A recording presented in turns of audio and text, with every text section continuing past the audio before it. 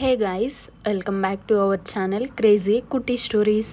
So ఈరోజు అయితే నేను ఒక కర్రీ చేస్తున్నాను అనమాట. కర్రీ అంటే అలసంద గింజలు అంటాం కదా, ఆ కర్రీ అనమాట. అలసంద గింజలు అంటే ఏంటివి అని అనుకోవద్దండి. దీంతో వడలు కూడా చేసుకుంటాం కదా, అలసంద వడలు అంటాం కదా, ఆ కూర అనమాట. అంటే పచ్చి గింజలు దొరుకుతాయి అన్నమాట. అవి ఒలిచి మనము కూర చేస్తాము, అంటే పులుసులాగా అనమాట.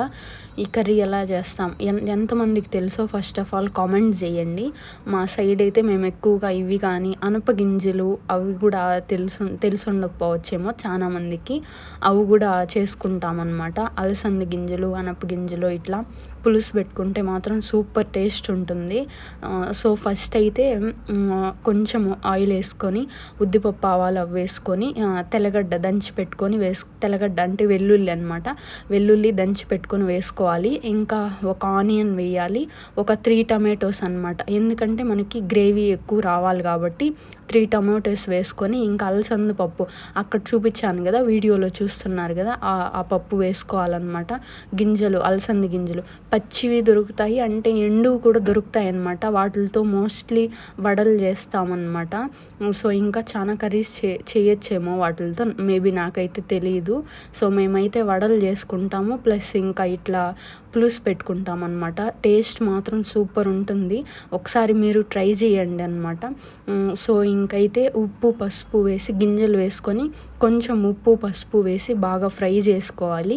ఇంకైతే కొంచెం వాటర్ వేసేసి అందులో పప్పులన్నీ బాగా ఉడకాలన్నమాట. ఉడికిన తర్వాత కొద్దిసేపు ఉడకాలి బాగా పప్పులంతా. సో దాని తర్వాత అయితే కొంచెం కారం వేసుకోవాలి. కారం వేసుకొని ధనియాల పొడి ఉంటుంది కదా, ధనియాల పొడి కొంచెం వేసుకోవాలన్నమాట. ఇంకా లాస్ట్లో అయితే మెయిన్ ఇంగ్రీడియంట్ వచ్చేసి చింతపులుసు ముందే నానబెట్టుకోవాలి. చింతపండు నానబెట్టుకునేది వచ్చి చింతపండు రసం అయితే వేసేసుకోవాలి దీంట్లో. అదే అనమాట మెయిన్. టేస్ట్ మాత్రం సూపర్గా ఉంటుంది ఈ కర్రీ. ఒకసారి ఈ అలసంద గింజలు ఎవరెవరికి తెలుసో కింద కామెంట్ సెక్షన్లో కామెంట్ చేయండి. మీరు ఎప్పుడైనా ఇలాంటి కర్రీ తిన్నారా లేదా కూడా కామెంట్ చేయండి. సో ఫస్ట్ టైం మన ఛానల్ ఎవరైనా చూస్తా అంటే మాత్రం ఖచ్చితంగా సబ్స్క్రైబ్ చేసుకోండి, అండ్ కుదిరితే మాత్రం ఖచ్చితంగా లైక్ చేయండి అలాగే ఫ్రెండ్స్. సో ఇప్పుడిప్పుడే నేను ఛానల్ స్టార్ట్ చేశాను కాబట్టి సో మీ సపోర్ట్ అయితే నాకు చాలా ఇంపార్టెంట్ అనమాట. సో నేను డైలీ వీడియోస్ పెట్టడానికి అయితే ట్రై చేస్తూ ఉన్నాను. సో ఏమైనా మిస్టేక్స్ ఉంటే మాత్రం నాకు దయచేసి కామెంట్ సెక్షన్లో కామెంట్ చేయండి. సో ఇంకా చింతపులుపు వేసేసుకున్నాకైతే కొద్దిసేపు ఒక 5 to 10 minutes బాయిల్ చేయాలి. ఇంకంతే, కర్రీ రెడీ అనమాట. Okay, bye.